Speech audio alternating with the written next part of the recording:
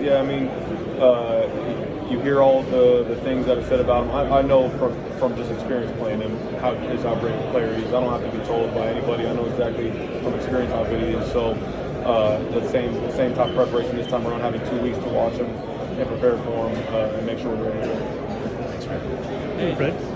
And long time no see, huh, guys? The game that you played against the Chiefs last year is the most recent time you played. Everybody's talking about the game 4 years ago. That's ancient history, pretty much. Yeah. How similar are this Chiefs then to now? From last year? Yeah. Very, very similar. A lot of the same players. That was obviously a long day for us last year. We gave up some things, and they exposed some holes that we had in our defense, which from then on now we had to shore up since then. And I'm sure they're looking at our tape right now, looking for areas to expose as well. So as much as we want to continue to prepare for them and be ready for whatever they do, we got to also make sure that we shore up the things that we've shown on tape as of recent. But you got better after that game as a defense, didn't you, from what you went through? Absolutely, yeah. We got better and better as the season went on, and that's exactly how you got to go in this league. You got to get better. You're either getting better or you're getting worse. That's what Coach Shanahan has taught us from the day I got here. There was a lot of jet motion stuff in that game, a lot of jet sweeps. You think you guys how were they able to sort of take advantage of you guys by doing that, and what sort of challenge? Yeah, that was one of those things that we had to learn last season. In certain coverages, a jet sweep or a crack toss, perimeter runs, they fit differently depending on where you're at on the field. And so when they were running those plays against us, they happened to hit us. And in spots where guys didn't necessarily know exactly where the fit was, and all it takes is one or two guys out of the fit, and it becomes an explosive or possibly a touchdown, which it turned into in that game. So something that we for sure have learned from that last year. It seems like Andy has a lot of eye candy stuff to try to distract defensive players. Is that sort of hallmark of what they do, trying to? Yeah, I mean, all different types of looks, funky looking plays, different misdirections. Coach Reed is one of the best at creating different plays as there's been in this league, and so there's going to be different things we see in the game that we've never seen before, but we got to be able to just line up and play and get through the down. But when you were here the first time, Saleh was your DC. What kind of impact did he have on you and your career? A huge impact. I put him right up there with D'Amico, and as my linebacker coach, Coach Saleh was one of the first ones before I even got drafted to the 49ers to instill confidence in me during a time where people are trying to tear you down and tell you how you can't do this, you can't do that, you're not good at this. Saleh was one of the few coaches that told me that he saw exactly what I was doing on tape at BYU would translate to what we did with the Niners.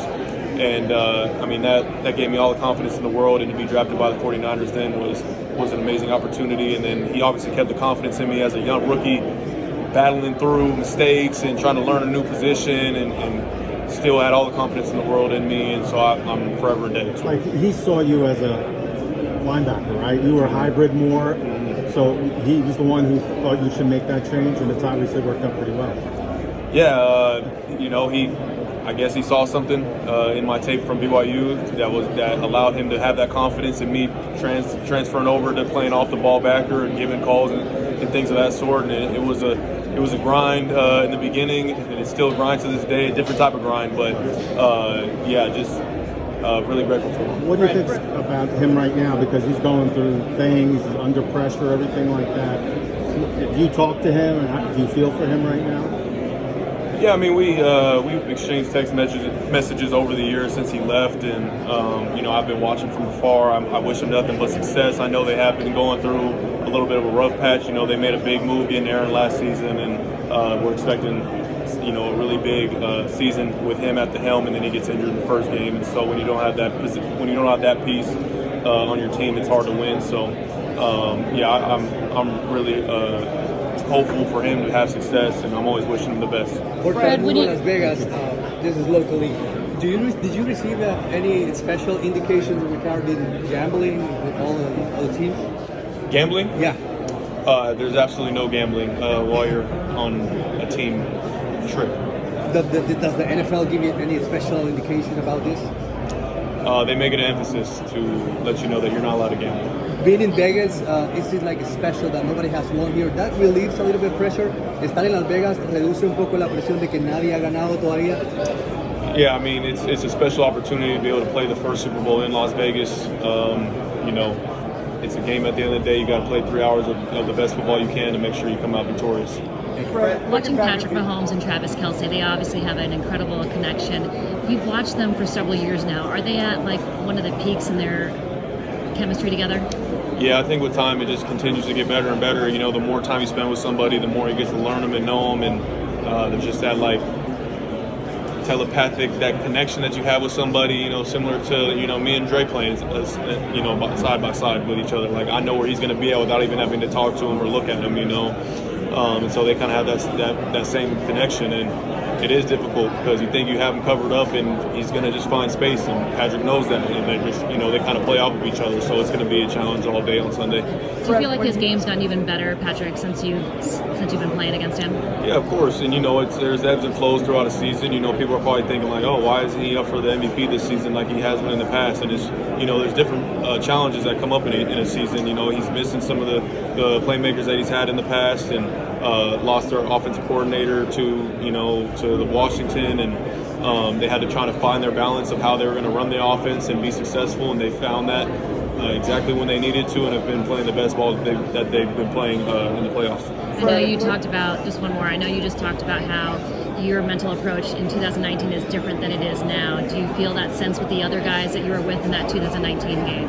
Yeah, absolutely. I mean, I hate to say that, you know, our mindset wasn't right at 19, because as much as I feel like it was, you know, it just wasn't all the way, you know, and it takes you getting that scar to really hone in all the way through the very end, you know, because I do remember a lot of smiles, a lot of laughter on the sideline towards the end of that game, thinking that we had them, and that obviously wasn't the case, so we'll be locked in all the way through. Fred, speaking of that game, it's easy to forget that after 54 minutes they had 10 points. That Mahomes, you know, passer rating wasn't all that great, and, you know. Yeah. But do you remember? I mean, and there was a level that was a great defense. And there was a level of dominance. I mean, did you at any time feel like you got them rattled, but you know, you were just on to what they were doing? Yeah, I mean, we had a great game plan heading into that game, and I just remember everybody was clear of mind, and we knew that we had to get pressure on him to kind of get him off tilt, make sure he wasn't comfortable back there. And you saw throughout the game as guys started hitting him, as he had people around him, you know, he started focusing a little bit more on the rush than the route concepts down the field. You know, late in the game, he was able to collect himself and make the big ones when he needed to. You know, and it's a 4-quarter battle. Like, you got to really strain for 4 quarters. It's tough. It's the hardest thing to do, especially in the Super Bowl. It's so draining, emotionally, physically, mentally. But you got to do it. It's required. Fred, Diamador Lenore yesterday said that when he was transitioning from the outside to the slot, that he actually used you and Dre Greenlaw as an inspiration. He wanted to match your guys intensely in the way you guys tackle. Was there anything that you did to help him when he was making that transition?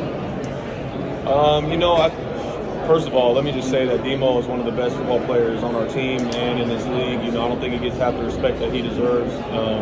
To be able to play both outside corner and nickel is such a hard thing to do, especially at a high level. He's able to do both. And I think for him, you know, just kind of seeing the way me and Dre play and taking little coaching points, you know, of when to be aggressive, when to stay, you know, play lateral. The aggression's always been there, you know, the ability to put his nose in there and make the tackles in the box and those sort of things has always been, the mindset's been there all the way through. It's just honing in on the little techniques of playing the position, but he's done such an outstanding job. I'm so happy he's on our team. It feels like he's getting